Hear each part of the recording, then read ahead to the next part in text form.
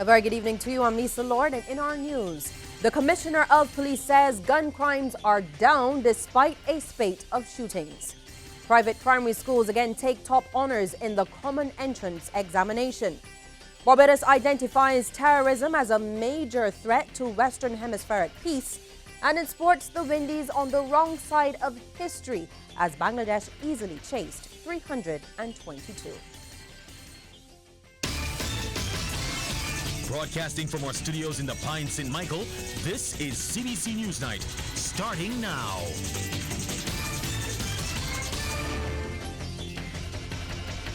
Well, in our top story, despite a spike in murders, the island's top cop is reporting a marked decline in overall gun crime. Our Shane Jones was at police headquarters this afternoon and joins us live now with all the details. Shane, I imagine that some people may find it hard to wrap their minds around that report. Yes, Lisa. In fact, I myself had some trouble trying to understand that statistic. But as the evening and the afternoon went along, the Commissioner of Police, he explained it all to us. So exactly what he was trying to do was let us know what was happening as the day went on. He made that the call for the meeting was made fairly late this afternoon, and the briefing, we were all wondering what was going to be said. I must tell you that the top brass of the force came out for this one, the commissioner and his entire senior command team. Before he took questions, Commissioner Griffith spoke roughly for 10 minutes or so, giving us an update on the crime situation as it relates to murders and shootings, especially in a mid-year review on crime. Now, he gave us some stats. Now, we know this year has been pretty rough in terms of murders. We've already surpassed the total number for 2018. There have been 30 murders so far in 2019. Now, the gun-related murders are the ones sparking the most interest. Of the total 30 murders, 19 have been gun-related. Okay, so we know the police have been boosting their efforts to combat the gun crime with interventions such as the gun amnesty. But this month of June has seen 5 murders already, and we're just past the halfway stage. Now, in terms of cracking those cases, the commissioner revealed that 15 people have been charged out of the 30 murders so far this year. Now, Lisa, a touching moment of the briefing was when Commissioner Griffith read out all 19 names and ages of those fatally shot in 2019. It gave us the feeling that the force genuinely cared about what was happening. This was when he pointed out that gun crimes were down. Now, it's important to note that even though gun murders may be up, there is a reduction in crime-related gun-like robberies. They are choosing to target those whom they consider their foes with lethal force.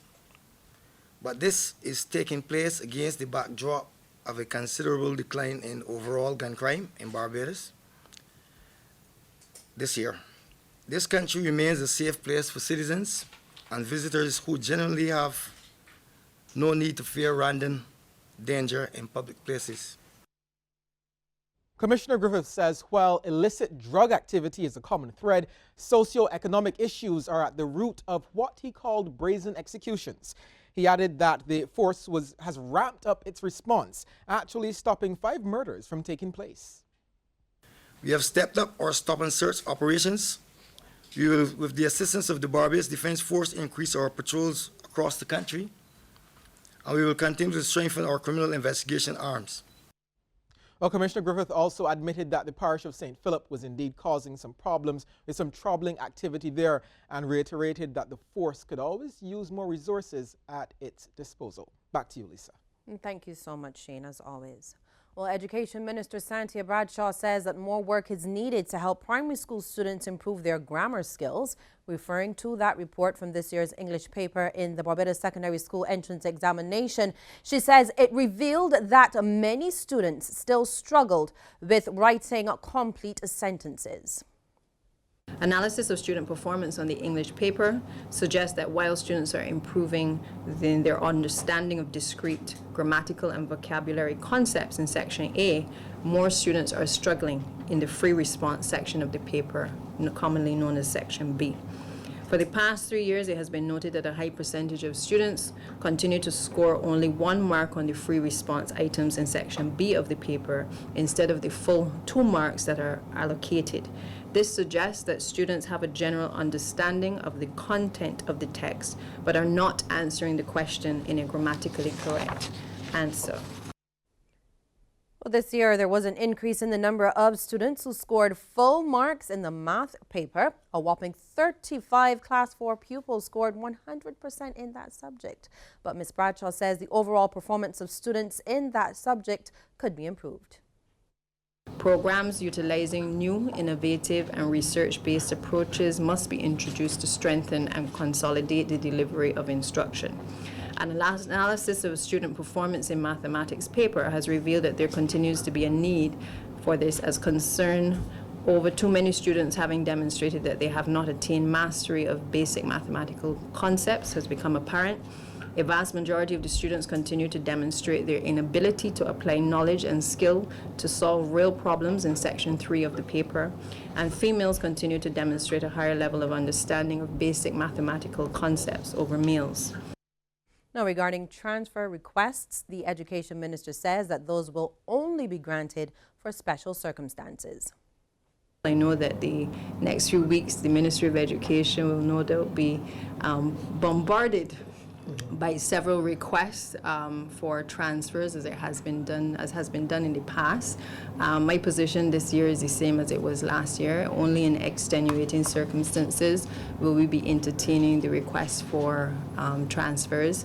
I take the position that the school does not define the young person, and the conversation that we must continue to have is one where we have to instill in persons that it is really not the school, it is what you do at the school that is going to matter.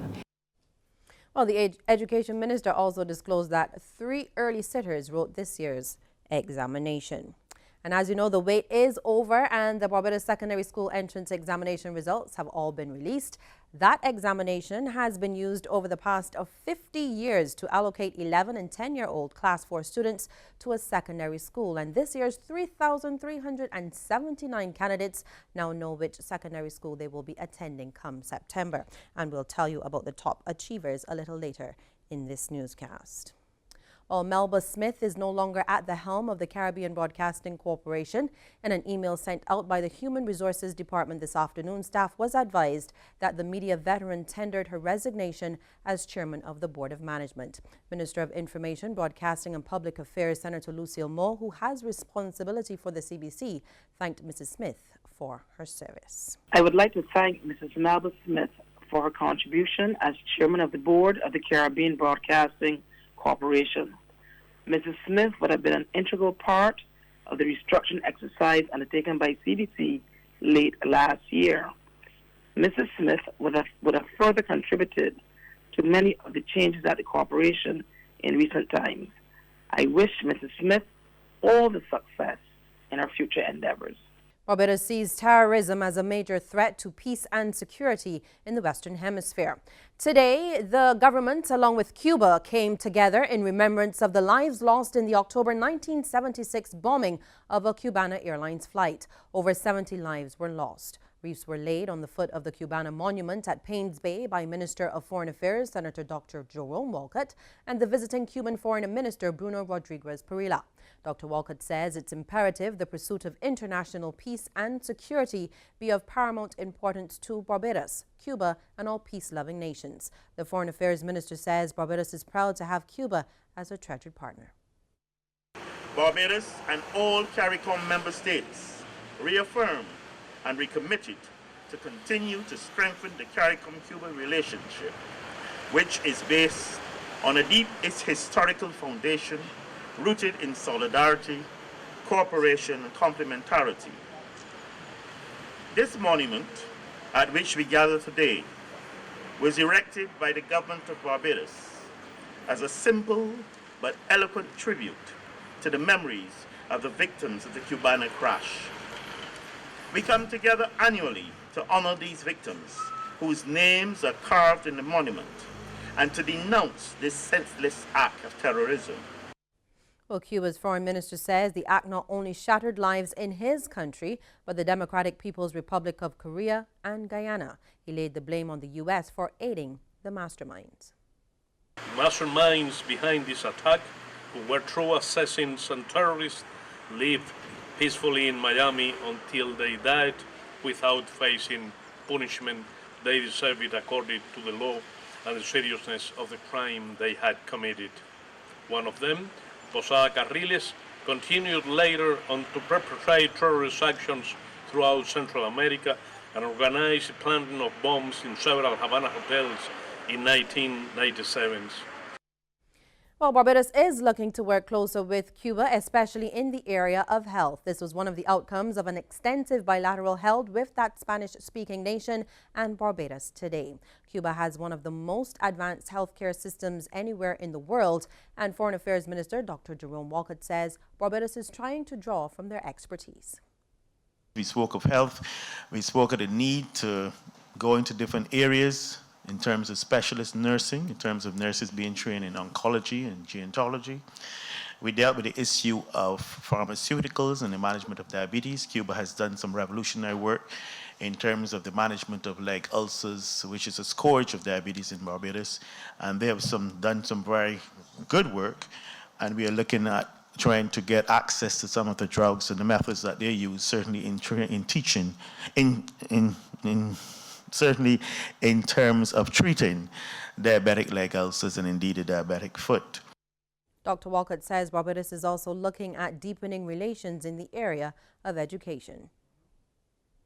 We spoke about the need to widen this system of foreign language assistance, where there is the move now for bidirectional training, where Cubans will be exposed to training in terms of English, and we benefit in terms of Spanish training, and this is something which is to be explored. There's an MOU which is being reviewed by the Ministry of Education, and we hope that this will roll out in the not too distant future. And Cuba's Foreign Affairs Minister says he's looking forward to strengthening ties that were first established in 1972. I'll continue fulfilling a pleasant, fruitful and hectic schedule, and I'm sure that this official visit could be a contribution for enhancing bilateral relations. Well, as I told you earlier, the wait is over and the Barbados Secondary School entrance examination results have all been released. That examination has been used over the past 5 decades to allocate 11 and 10-year-old Class 4 students to a secondary school. And this year's 3,379 candidates now know which secondary school they will be attending come September. Our Rianne Phillips visited some of those and filed this report. The People's Cathedral Primary School behind me is one of 6 private schools that have dominated the top 10 in this year's common entrance examination. And for 2019, they also boast of having the top male performing student overall in the name of Brandon Squires. Brandon, who is also the deputy head boy at People's Cathedral, is pleased with his grades of 100% in mathematics, 97 in English, and an A in composition. The future Queen's College student credits God and sacrifice for his feat. I had to sacrifice television and electronics and focus a lot on the skills like comprehension so that I could bring it up to a proper mark. And sacrificing vacation time. His principal, Heather Bryan, is pleased with the results. We made sure that as a team, not just the Class 4 teachers, the principal, the deputy principal, all of us, we got behind the teachers of themselves, and we worked in terms of motivating the children, letting them know that we were expecting the best from them. Even for people like Brandon, who was always up there in the 90s, it was always telling him, do not slip, and if you get 97, go for the 100. And with the news of the common entrance results, there is a celebratory mood here at the St. Gabriel's School. Not only do they have the top overall female performer, but they also have 2 students who achieve 100% in mathematics, and they also have 2 students within the overall top 5 performers across the island. Top girl Adrielle Beard is overjoyed with her results. She scored 99 in mathematics, 97 in English, and a C in composition to earn a spot at Harrison College. I'm really happy because it was a lot of late nights and practice tests and things like that, but I got what I wanted to get, and I'm very proud of myself. Her schoolmate, Joshua Connell, placed 4th overall. I'm feeling, well, surprised at first because I didn't think I would get in the top 5. But I'm feeling proud as well because all my hard work was successful. We also caught up with 3 of the 35 students who scored 100% in this year's mathematics paper. I feel great. I'm excited. What was it like preparing for the exam? A lot of hard work, and that's about it. I prefer English, but I guess I'm better at mathematics, so it has grown on me a little bit, so yeah. I was ecstatic. I wasn't really expecting it, but I put in a lot of work. Congratulations to all students. Rihanna Phillips, CBC News. Regional stories now, and another political party has been launched in Trinidad and Tobago ahead of the 2020 general election. It's called the Progressive Party, and its leader is a youth advocate, as we hear in this report from TTT. Political leader and youth advocate Nikolai Edwards said it's time for the citizens of this country to reclaim good governance and put the needs of the people first. There is an unquestionable leadership crisis in Trinidad and Tobago. This crisis is not about a lack of leadership, but rather a strange understanding by many of what leadership is. There are those who believe that an effective leader is one who holds on to power for as long as possible and whose strength is characterized by her or his ability to instill fear and demand respect by forced means. Before a motorcade through the streets of the southern city, the political leader said the younger generation indeed has the knowledge and willpower to take this country forward. We represent a generation of citizens who have been branded way before we even were given a chance. A generation of citizens who have rejected the ways of those who have come before us and skewed what it means to be a leader and a servant. A generation of citizens who seek not to just be leaders of tomorrow, but who are leaders of today and masters of the future. Law enforcement officials over in Guyana are concerned about the sale and use of ecstasy and other drugs in schools. The Customs Anti-Narcotics Unit says the situation is one which demands a further collaboration between relevant agencies, as we hear in this MTV News report. It has been several months since information surfaced of drug rings operating in several secondary schools in the country. Deputy Head of the Customs Anti-Narcotics Unit, Leslie Ramlal, during an engagement with members of the media, revealed that the continued sale and use of various methamphetamine, including ecstasy, are both worrying and disturbing. Quite frankly, it's a very frightening situation. We have seen from our investigations conducted thus far, when you look at the videos of some of our school children, especially young girls, 13, 14, 15-year-olds, and their behavior after consuming ecstasy, it's really, really worrying and frightening. And we've been working aggressively with other agencies as well as the Ministry of Education to educate our school children as well as parents or teachers on the dangers on the use of ecstasy. Ramlal noted despite there being cases where schools are reporting directly to the KANU, there still remain room for more work to be done at the level of the Education Ministry as minors are involved. We keep encouraging them to go through the Ministry of Education because we're dealing with minors, and so we don't believe that we should just run into a school like that without the ministry being aware of it. So we're working through the Ministry of Education whenever an investigation has to be launched into the school. Yes, thus far I would say yes, it has been effective, but we would like to see more. We would like to see much more being done in our school system, and that's the educational aspect of it. So we need the ministry to keep working with the various schools and then having us on board. The KANU has information to confirm that most of the synthetic drugs sold and used by students are coming through the country's ports from Suriname. Lawmen in the Belize police force have reportedly performed poorly in the 2019 promotions examinations. Documents were leaked to sections of the press of the Scores, and Channel 5 Belize reports.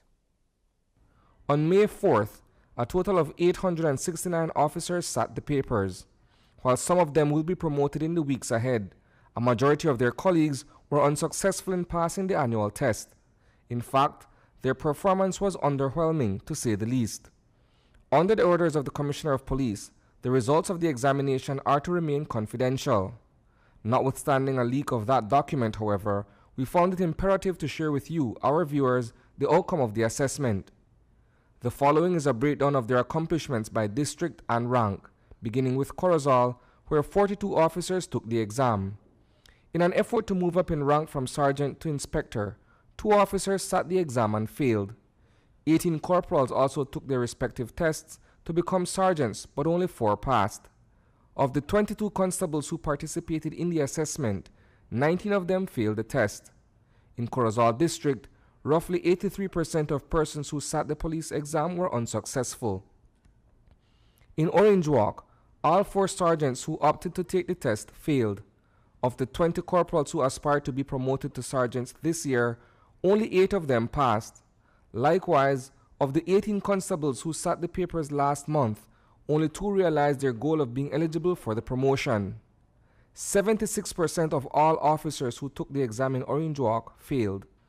In Belize district, where most officers are deployed, the results are even more abysmal. Only 9 of 54 sergeants qualified to become inspectors this year.